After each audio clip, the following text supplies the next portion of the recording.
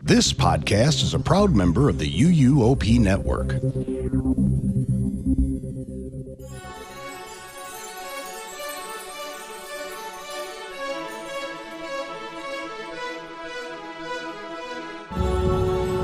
This is episode 701 of the unofficial Universal Orlando podcast for February 11th, 2026.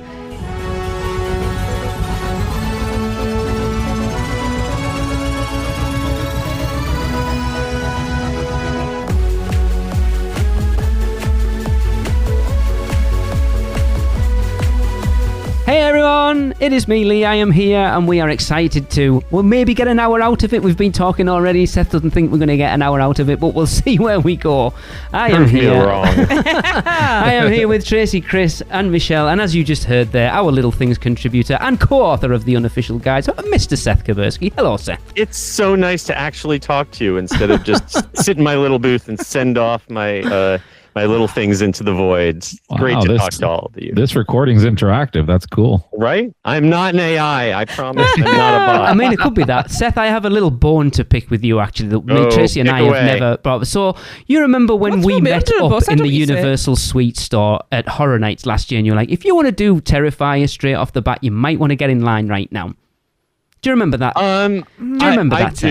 I do. So, how did that work out for you? Well, Tracy and I very nearly passed out in that line that night, and I am not kidding. I did warn you, though, that Terrifier was not covered. That if you wanted to be inside, that Five Nights at Freddy's was the way to go for early entry. That was with umbrellas as well. They brought a drinks trolley out after an hour and a half, and they ran out of water in 10 minutes. Yeah, it was bad. I saw one night, I saw someone ahead of me in line pass out, and it was, I shouldn't laugh about it. It was a little scary. They eventually got them taken care of, but that heat is no joke. And as cold as it is right now, I'm not looking forward to the heat of August. We were lucky that we had friend Chuck with us, who was like babysitting Tracy and I, because at one point we were both like sat on the floor, like breathing through our knees. 30 seconds apart, didn't it? It was weird. Very strange. And I do not do passing out. Anyway, that was last year. We are here to talk about this year. So Seth, how did you feel? Obviously last year was a big year, so let's do Seth's recap of last year, how you feel Universal Orlando went. Obviously we had the opening of Epic yesterday. Yesterday, it wasn't yesterday, it was last year. Yesterday. It feels like just yesterday. I don't think that anything since 1999 or maybe 2010, the opening of the first Wizarding World, can even come close to what 2025 was. So I am having very, very low expectations for 2026. I know the year cannot live up to what we all went through in 2025. That was one for the record books. Did you hear that, Chris? It was one for the record books. Where were you on opening day, sir? He's never going to live this down. You didn't invite me, so I'm going to stick with that. Pretty sure there were conversations. I'm only ruining you, Chris, because I really wanted you there, buddy. I wish we were all there. It's all dead. That's on me. I'll take the L on that one. But yeah, I guess blame it on Lucas. I guess the first thing that we've got this year then, Seth, is the River Adventure going down for nearly a year-long refurb. Yes, and I know the question on everyone's minds is, what will it look like when it comes back? I have heard no indication that it's going to be rethemed as Jurassic World. Really? I think it's still going to be Jurassic Park. But I hope it gets the love that it needs. The infrastructure, I think, is what a lot of the work is going to be done on. But God knows all those animatronics could use more than just new skins. They need a full-on upgrade. Yes. It's funny, I think a lot of the speculation of it changing to the Jurassic World version that's out in Hollywood was, if you look at the time that one was down, it's about the same time that this one's down. I mean, if they were doing that, we'd have to be seeing permits popping up at some point. That's true. Yeah, I mean, I think you then would be changing the whole land over to Jurassic World, and that would yeah, that's a tricky one.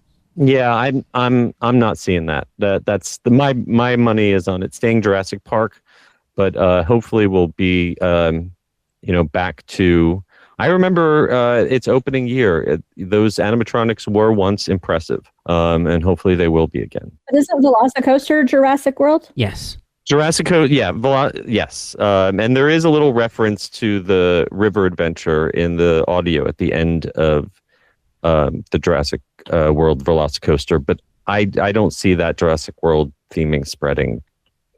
I hope not. Elsewhere. Well, just to play devil's Hopefully advocate, I'm not wishing also, it into existence by denying it. Well, out loud.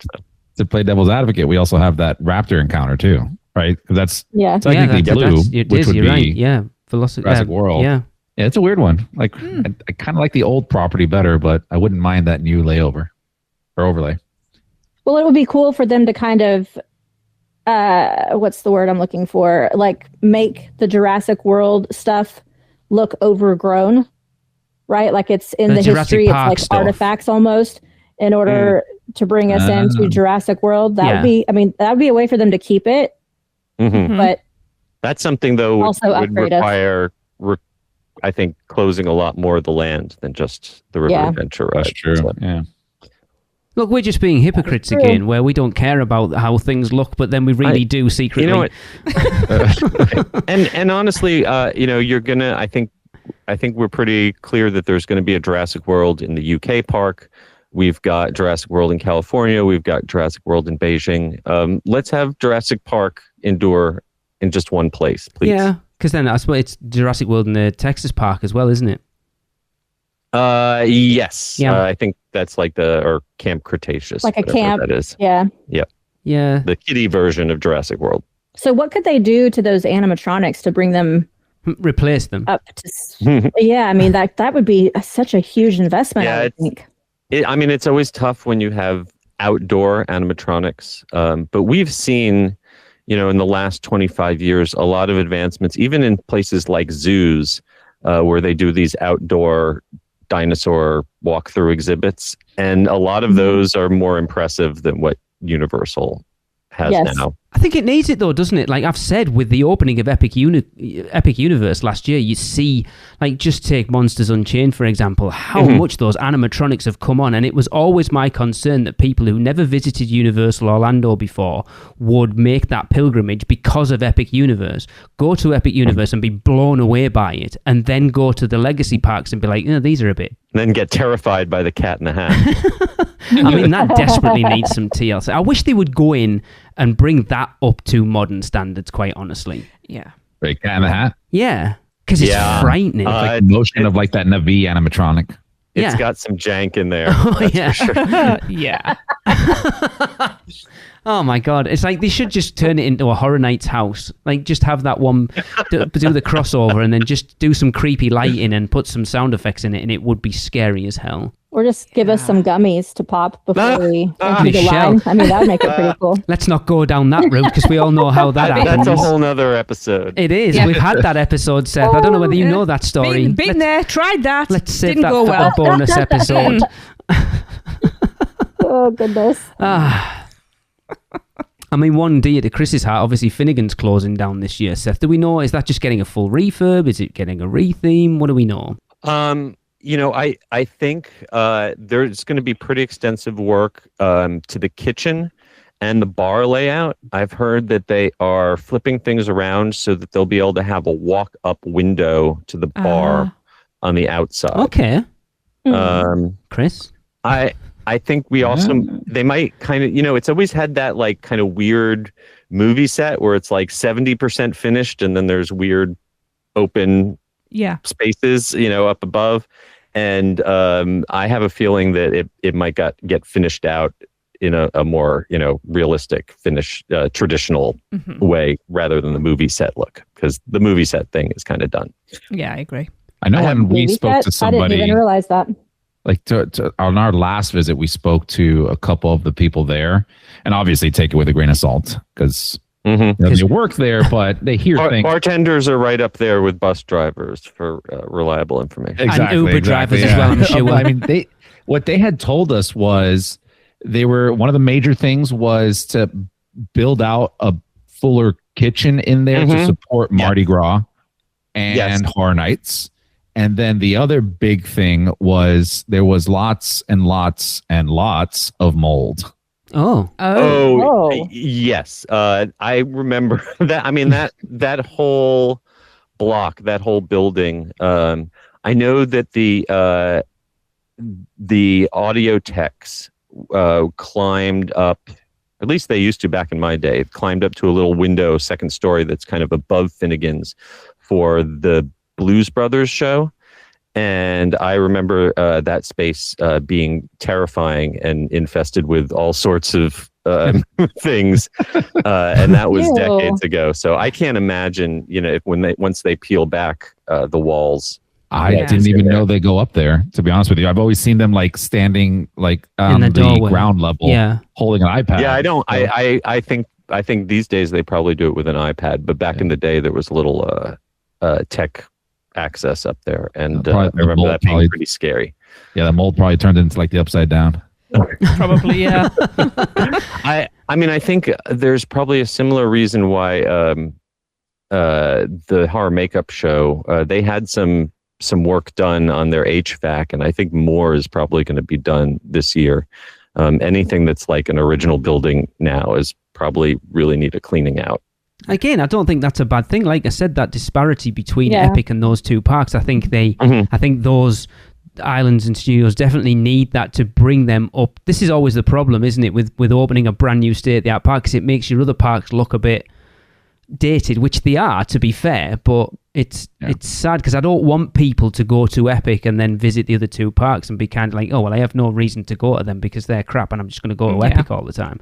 Yeah, but there's a bit of charm that goes with older parks, and nostalgia. Like visiting one of the oldest theme parks in the entire world in Copenhagen did not, like, the fact that I had visited Epic Universe did not change at all the fact that I loved this nostalgic, antique, old style of theme park that was in Copenhagen. So it's, that park, but I don't know. That's also remarkably well preserved.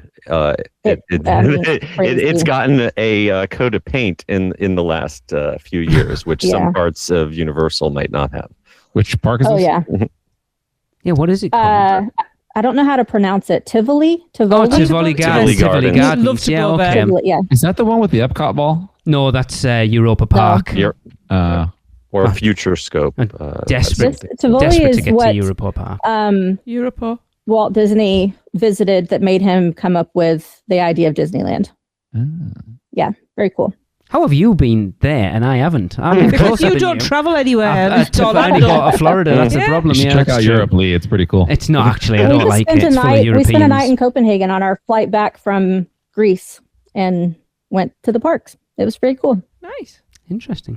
You never told me that before. How come we're just finding that out now? Just never tell you everything. Maybe because I came back from Greece and some other stuff happened in life. Fair enough. Took away all the fun stuff that happened. But I mean, Finnegans is such a weird one, isn't it? I understand they have to do it, but it's like, it's going to really hurt Horror Nights. I know you said on Little Things last week, Seth, about them changing that bar kind of out at the back of Transformers. It looks like that's going to be a temporary location. And I even saw what I think might be those temporary warming ovens so that they can have some hot food out of that location too.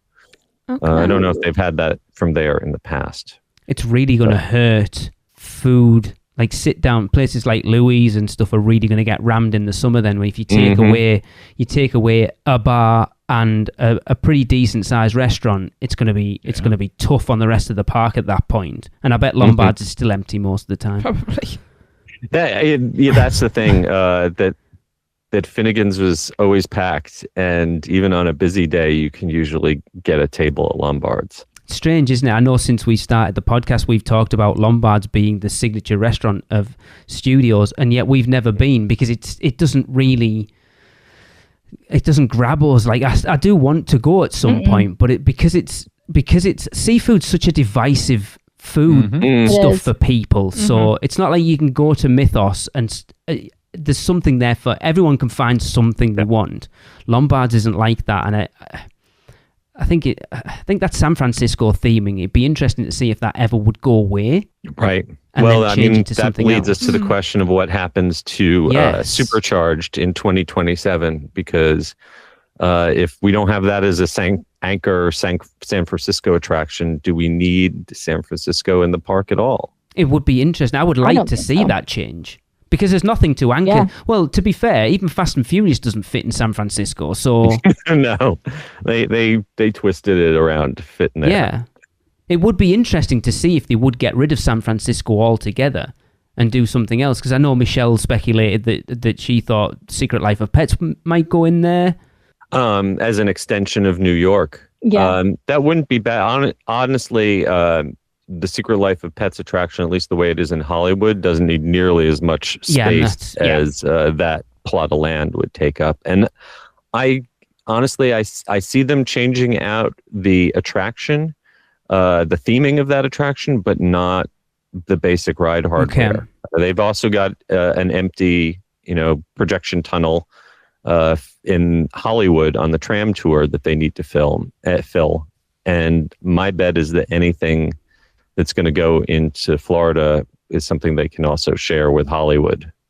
I would love to see them do something like, but you've got Kong, so go down the route of the legendary monsters and do like a Godzilla or something like that. I think that's I think that's something that would fit at Universal so well. Very much and so. to put that in there would be fantastic. It's like I say, you've got the legacy of Kong there. It's that next extension of that would work so well. Yeah, that could be a great. I'm not sure who right now owns all of those Kong Godzilla monster type things. Yeah. Monarch. I'm not sure who has those rights. I think it was Legendary Pictures for a while. My personal vote of something that could easily also, because I think whatever has to go into Supercharged has to be able to also be reused as a finale for the Hollywood tour. So I would love to see them use the projection tunnels for a recreation of lost moments from the studio tour and from Universal Studios.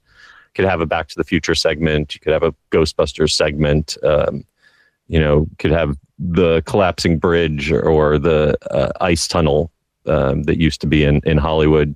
Mash them all up into a recreation of lost vintage retro Universal. Yeah, like the great movie ride. The great Universal movie ride. Yeah. Exactly. Except I'd be all over that. How many people were up in arms when they closed the great movie ride at Disney? And it was janky as hell in a lot of parts, but it was awesome. Like we did it every time we went. Yes, we did. And it's a way of, like Seth, you said it earlier, of like you'd like to see them go down the route of it being more about movie making. So it doesn't necessarily need to go down that route, but then do something like this to to show your legacy to people coming in at that park. I think would be a massive draw, quite honestly. How many years have people been asking for like a museum of past rides and stuff like that? It'd be great. Well, look back to when the Gardens of Allah was getting refurbed and everyone was convinced it was going to be a Universal Orlando museum, and it wasn't.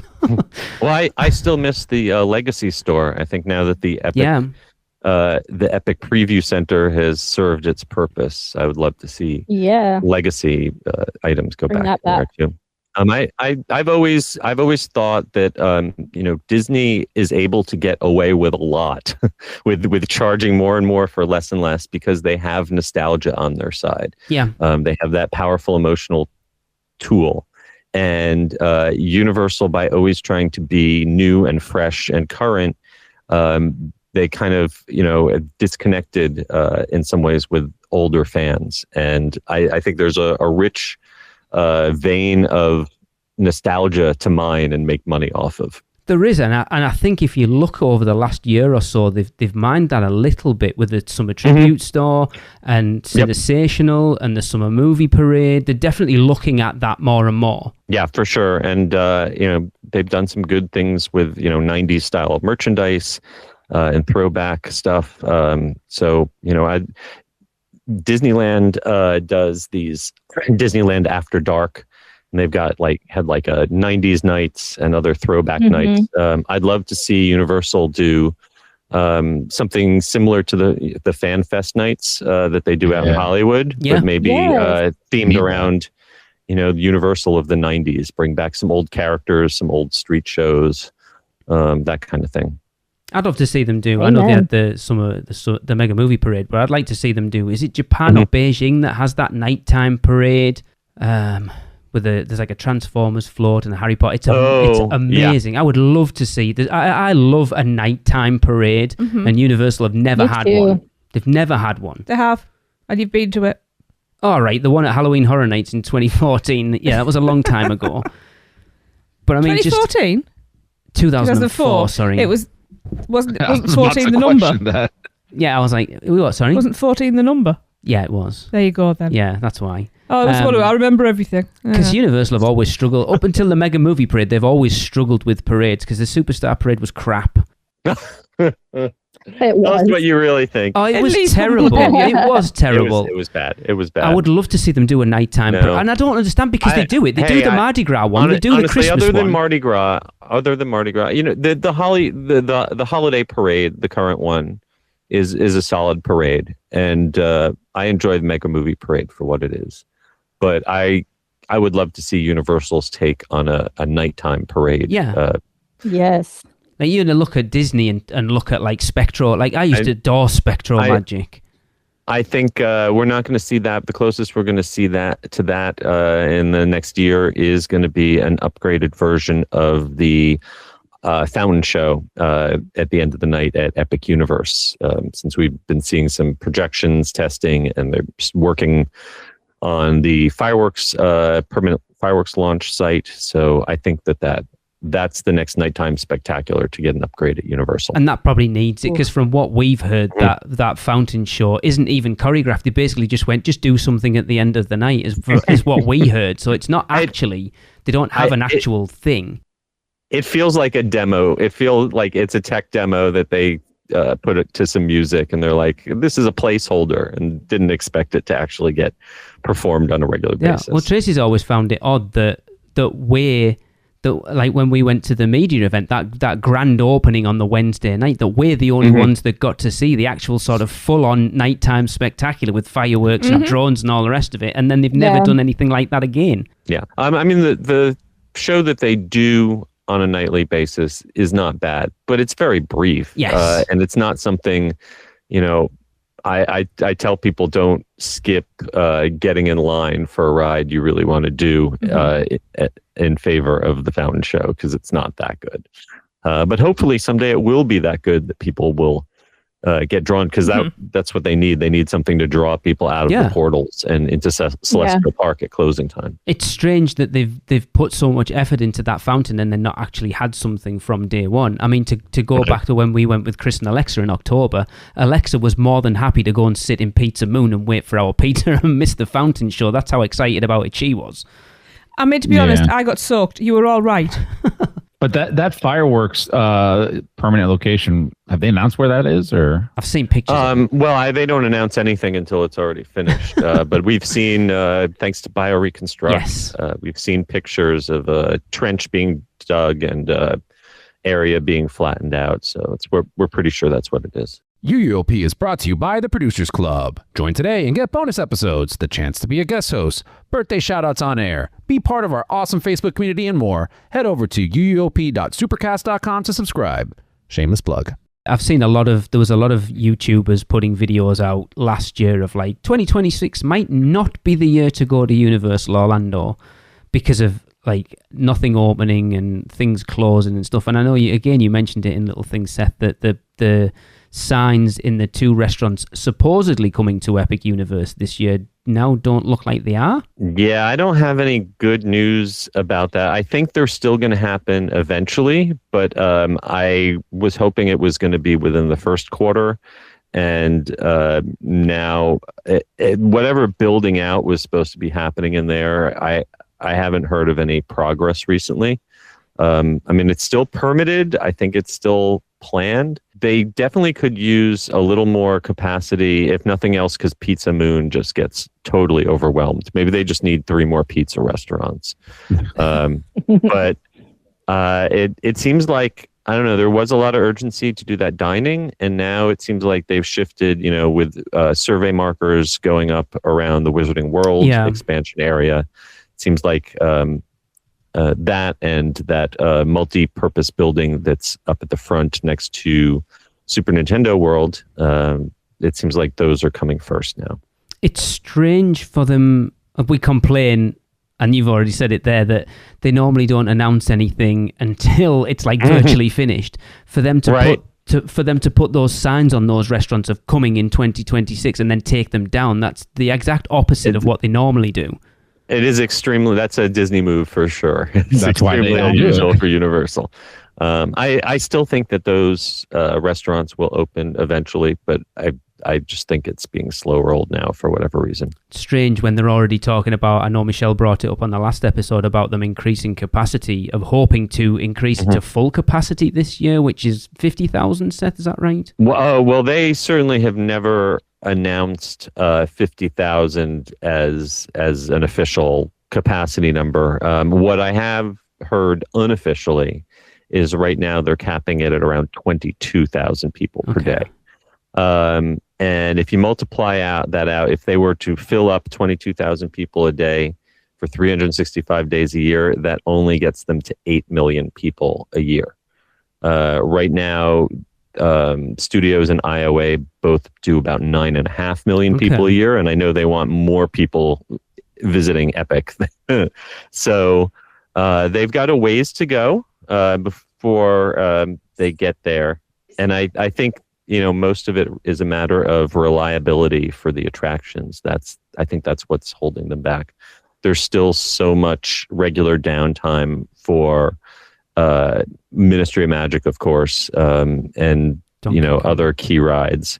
And until they're, those people eaters are able to eat people the way they're supposed to, there's only so many people you can shove in the park. It's interesting, isn't it? I said to the guys because we rode it in October with Chris and Alexa, and I won't say how long we waited for it, but it wasn't very long.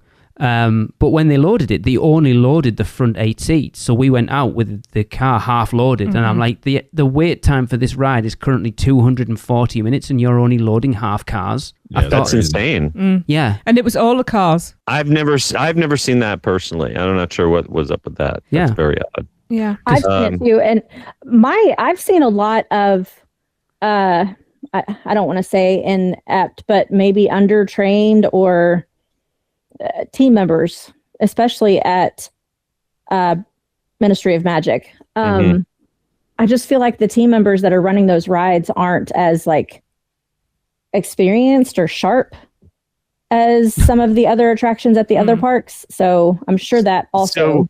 So from my just personal anecdotal experience, what happens now that we're 6 months plus after the opening of the park, what you get is the best and the brightest often do get recruited to be the opening team, and they're all very excited, and a lot of them end up burning out within the first weeks or months of the park being open.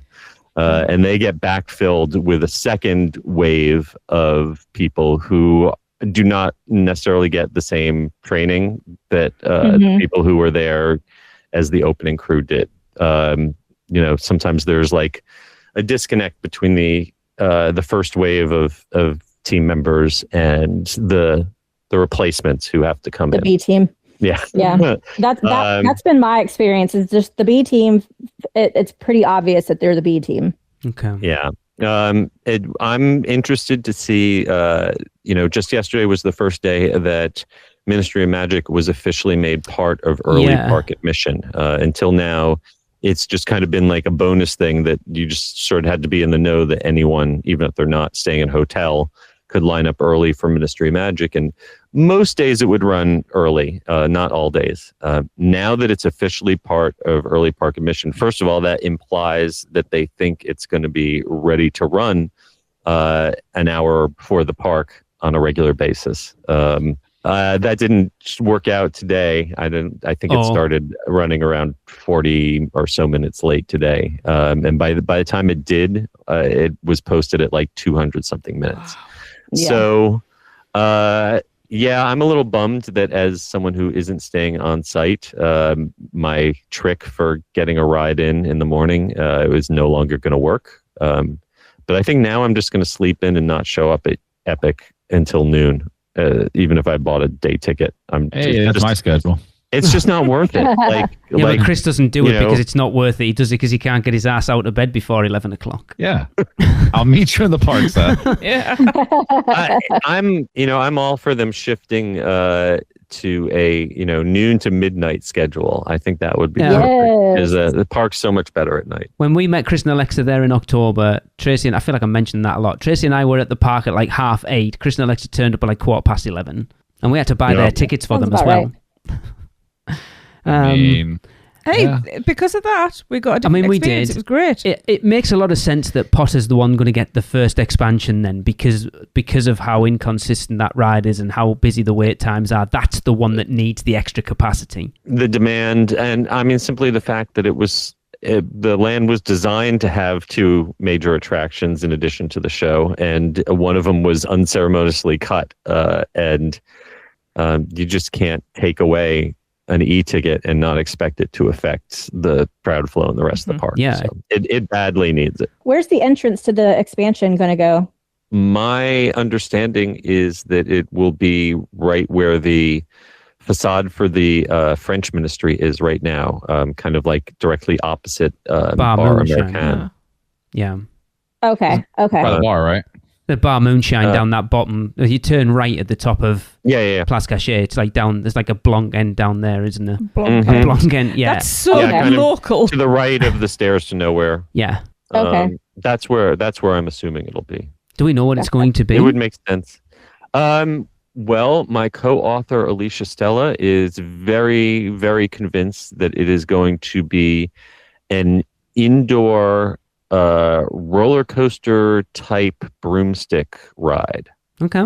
That's not the first time I've heard that. That makes sense. When you go back to Hogsmeade opening, there was supposed to be a kind of broom coaster, like sort of Pteranodon Flyers type thing there. So it's something they've kind of been toying with for quite a while. Yeah, I don't know exactly what ride hardware or what the theming will be, but I would be happy with that. Would be a good place, I think, to use Fantastic Beasts. Not necessarily the characters from Fantastic Beasts, just the Fantastic Beasts themselves. Like having a broomstick ride passed through a whole bunch of different animatronic creatures. I'd be on board for that. That would be so cool. I think it would have to be something. It's good. It's going to be indoors, from what we can see from the permits and the survey markers, and if nothing else, because the park needs more indoor attractions. Yeah. And I think it's going to have to be like, on a family thrill level. It's not going to be a Stardust Racers. I think the park needs more things that are accessible for, if not little kids, then at least, a broader age range. It's interesting, isn't it, Chris? Because you think about a conversation we had with a friend early doors of the disparity between that land being called the Ministry of Magic, and yet you walk into Place Cachet. Can you remember what that person told us about the expansions for that world, Chris? From what I remember, and I have it written down somewhere, it's like the name right now doesn't make sense because there were supposed to be multiple portals or multiple ministries. Across different countries. I could have sworn there was supposed to be 3 rides or 3 different ministries or something with more than just 2, but we only had one. We can just slap an S onto the end of the sign and call it the Ministries of Magic. Because it doesn't make sense. It doesn't make sense right now. It's called the Wizarding World of Harry Potter Ministry of Magic. You walk into Place Cachet, so it's like it doesn't make sense.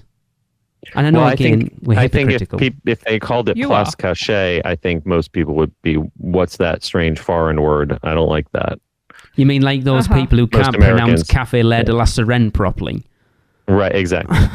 I did hear somebody call Place Cachet Place Catchy. Place Catchy. Yes, and if the land was titled that is exactly how it would be pronounced in the South. Well, we were...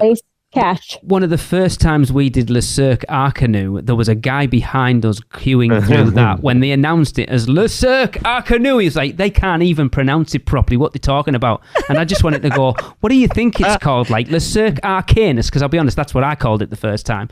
And I had a certain Mrs. Digenova reach out to me and go, that's not how you pronounce it, sir.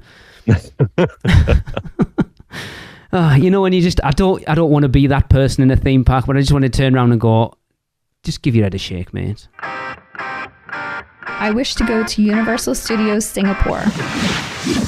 Hello, I'm Steven Spielberg. Ride the movies at Universal Studios Singapore. A spectacular destination for the people of the region and the people of the world. Where can our vacation wizards take you? Just tap the port key at portkeyvacations.com and let the magic begin. Since we have Seth, can we skip over to islands and talk about Lost Continent for a little bit? Yeah, sure. Your guess is as good as mine how soon this is going to happen. But all signs are pointing to Pokemon. See, that surprises me because we'd originally heard Pokemon going into Springfield. Zelda makes more sense going into. Nope, I told you. I know you did. You look, the signs are all in Epic for Zelda ending up over there. It makes way more sense. Yeah, Zelda's going to be at Epic. I'm telling you. I mean, there definitely was a time where Zelda was planned for Lost Continent, but everything that I've been told says that flipped.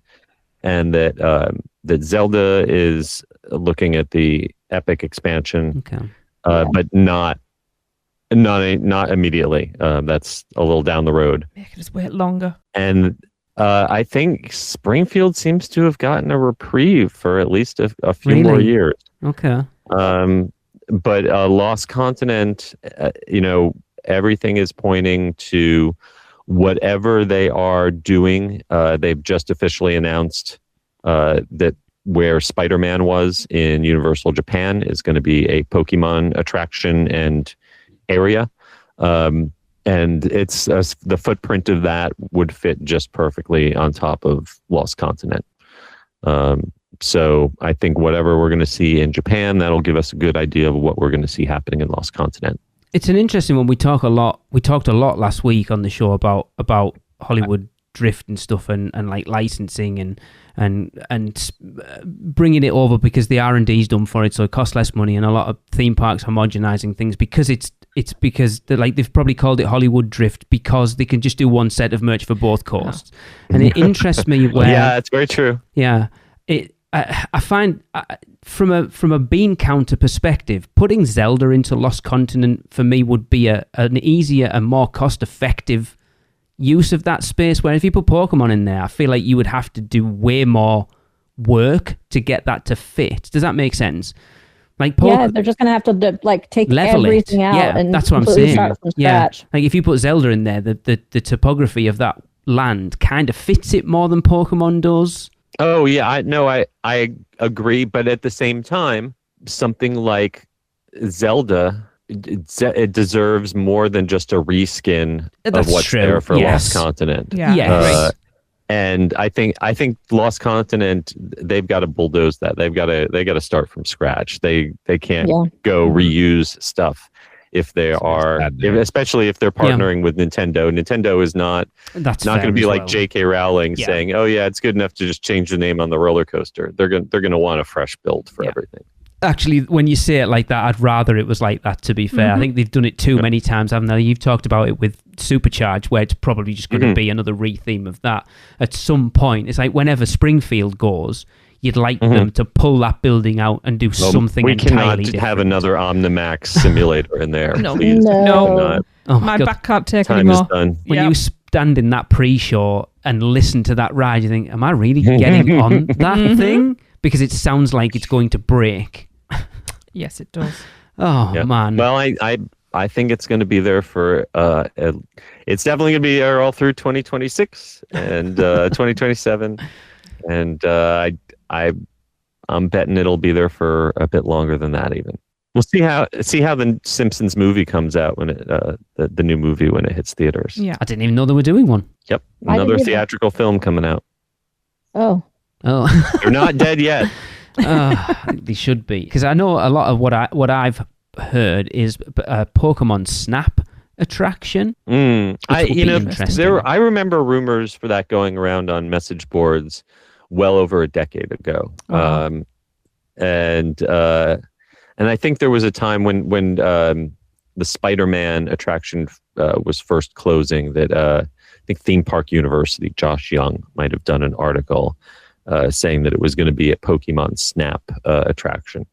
What is Pokemon Snap? It's a Pokemon game series. I remember it from I think Nintendo 64, where you're taking photographs of Pokemon. So so the idea would be like it would be an interactive ride, but instead of holding a gun, you're holding a camera. I kind of like the idea of it. Actually, it's something different. Like, the problem is, it's like it sounds very fun though. But wait, kind of like it would be like Buzz Lightyear with cameras. Kind of. It's an interesting thing, isn't it? I've been thinking about this a lot lately. It's like, what is the next evolution of a theme park attraction? Because you look at Epic Universe and everything in there is, yes, it's different, but it's nothing. There's nothing new, like innovative in there, really. There's not that next thing that's completely different to everything else. And I think is, what is that next attraction? I mean, until virtual reality gets to the point where you can just hand people a pair of glasses that's no heavier than 3D glasses, I don't think that's going to happen. I don't know if there's a totally new revolution as so much as just putting pieces together of other rides, like we see with a Rise of the Resistance or a Battle at the Ministry. There's no one thing there that's completely new. It's just doing a bunch of things well and putting them all together so that there's not just one centerpiece of a ride, but a ride is made of multiple things that in the old days would just be one ride. I mean, to add to that, I think also just telling a really interesting story is key to having that, experience. It doesn't have to be a new style Kuka arm or, some kind of suspended gravity machine, right? I think if, like you said, like piecing together other rides so it's not one specific thing. Yes. And then just telling a good story and not, we've seen them kind of go backwards from a lot of screens being the ride as to more physical props. And I think that really showcases in, what is the one in Epic? Monsters Unchained. Monsters Unchained. Yeah, right. Like that's such a beautiful fusion of those two together. I think they got more on that end. Yeah, they've learned to use screens as an accent rather than the main focus. Yeah. Actually, I suppose really the closest thing you've got to that next evolution is Mario Kart, I guess, because that's doing something that we haven't seen. Reality. But again, just like in 3D, for every person who loves it, there's someone who really hates Mario Kart because it's not really fast and that's me. Figures aren't really there. I love it. So, I love that ride so much. I really do. It's much better in English than Japanese, though. I knew what I was doing this time around. And Andy, I'm not saying that just to appease you, sir. I genuinely do like it. I mean, I like it. It's fun enough, but I do miss, I don't feel like I'm on a ride.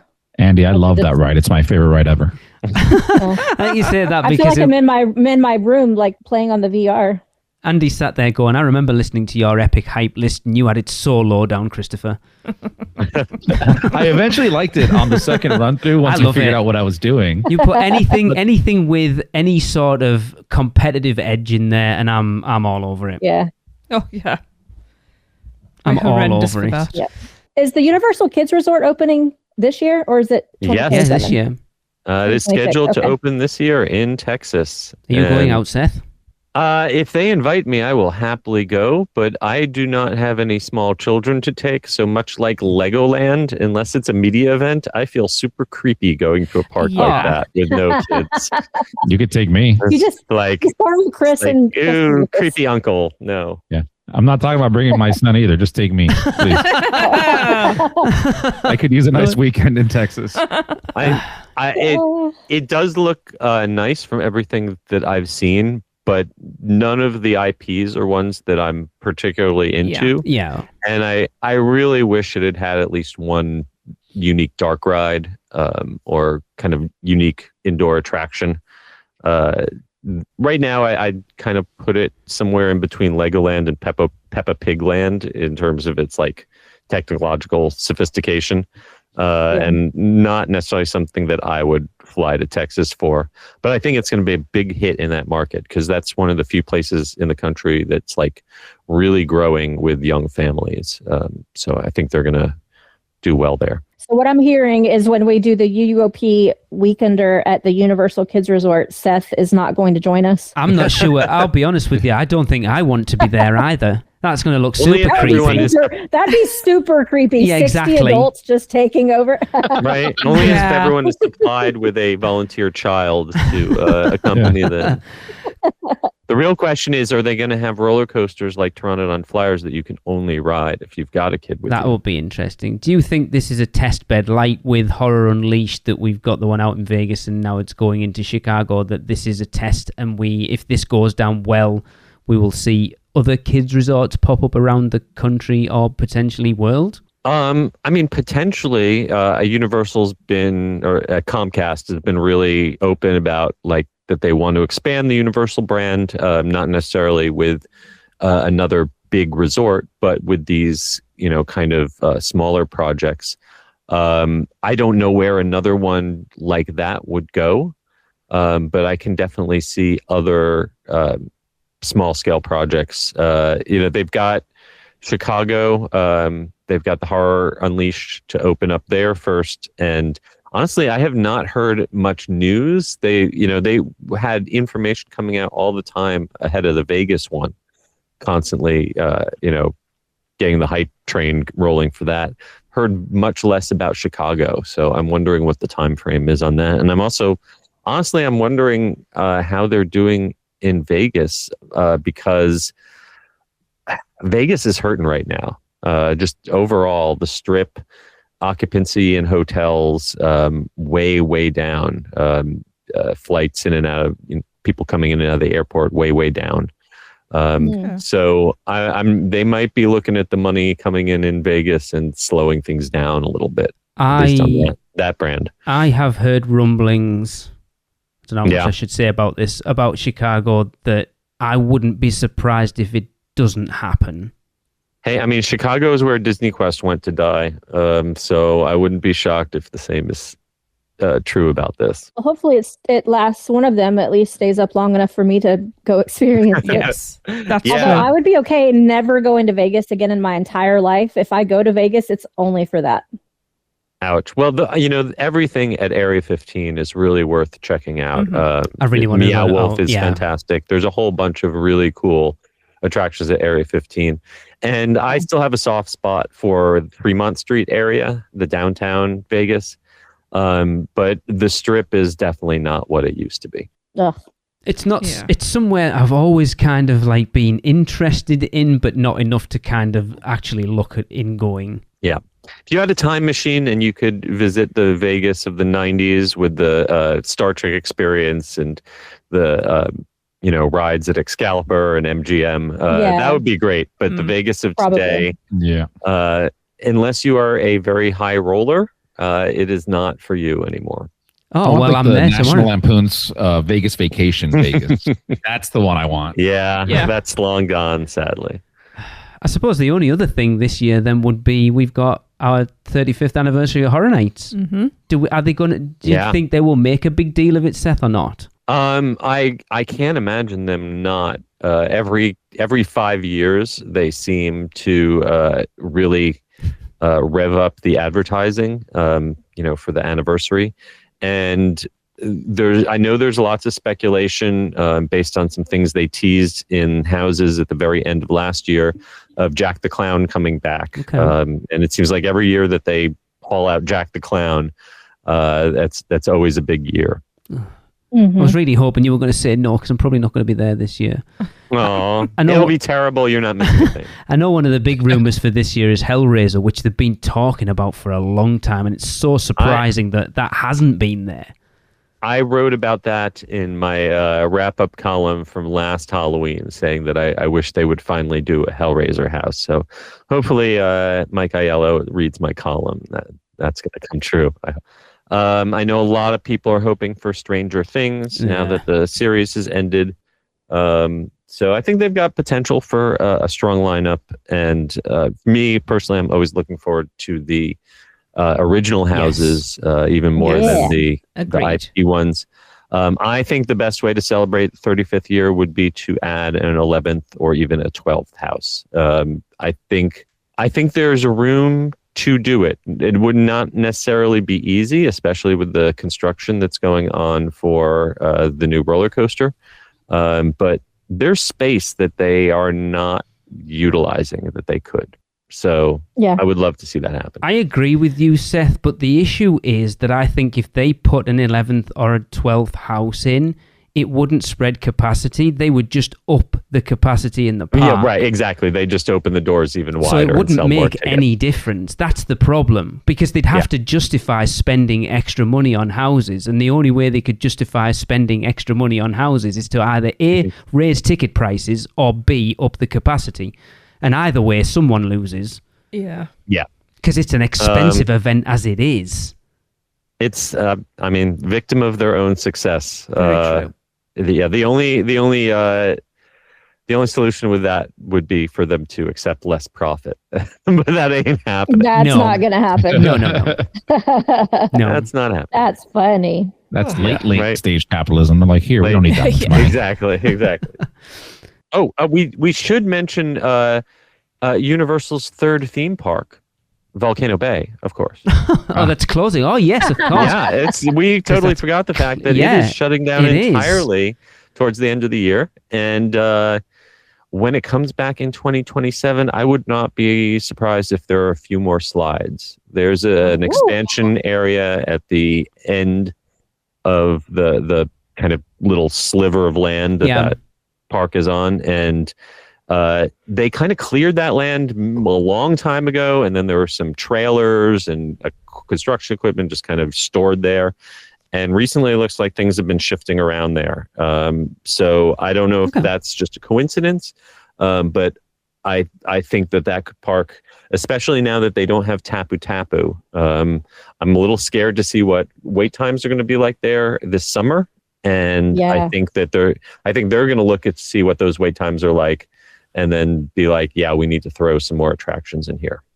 Is this the same land? And correct me if I'm wrong, that they announced as an expansion opening year? They pointed that out from the very beginning that was a future expansion lot, and we expected it to be filled out long before now. So it's about time. How long's that park been open now? 9 years? Was it 2014? I want to say 2017. No, 2017. I'm sorry, 2017. Yeah, so 9 years this year, and we're just expanding it now. Let's hope they do that for a Epic supercharged cycle. That'll be the new slide. It's interesting, isn't it, that they haven't done any IP-based things in there. Maybe they will. Ugh. Anyway. Oh, in Volcano Bay, I hope that they stick with Volcano Bay being its own IP. Yes. I would like that. I like how they reference it at the Celis Tiki bar over in Epic Universe. I like when they have their own little characters and not necessarily tie it to a pre-existing movie. Yeah, I'm with you on that one. Awesome. Cool. Well, thank you, Seth. Of course, Thank you. Plug your things as you want to. Absolutely. As always, you can find me and my guidebooks, including the unofficial guide to Universal Orlando 2026, on sale now at theunofficialguides.com. And you can follow me at Seth Kubersky on most social media platforms. Used to love it before when you first started doing little things where it was like you were doing that many things that every show was like you would add something else. So it's Seth Kubersky, co-author of this, and then this, and then this, and this, and this, and this. 20 minutes later, I finished my resume. Well, thank you, Seth. It's awesome as always. And very interesting. Always great talking with you. And I hope you do make it to town this year. So do I, but it's not looking likely. Look, I'm trying to get a job. Well, it's not happening. Anyway, that's a story for another day. Anyway, that's another episode. Yes, it is. That is going to wrap up the podcast. Don't forget, we want you to go to Epic Universe's Isle of Berk and check out the 3 cones and rate each one of them out of 5 for our new listener submission thing this year, which is which corn makes you mourn.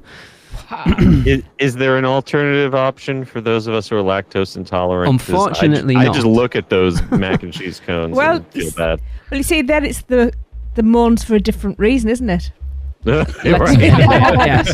Anyway, they all make him moan. There are certain recordings we do not want, but you rating those cones, you can send them to us at podcast@uuopodcast.com, and we will see you next week for more of Seth and another news show. So see you next week, everyone.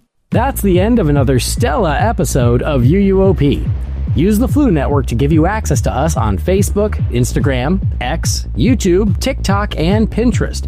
Just search UUO Podcast. And check out our blog at uuopodcast.com for everything else. Send your owls to us at podcast@uuopodcast.com. And if you want to join the Producers Club, jump down the warp pipe at uuop.supercast.com. It's alive on Apple Podcasts, Spotify, and everywhere else that podcasts are found. So please subscribe, rate, and review wherever you can. Dragons aren't the only way to get around. Email Michelle at portkeyvacations.com.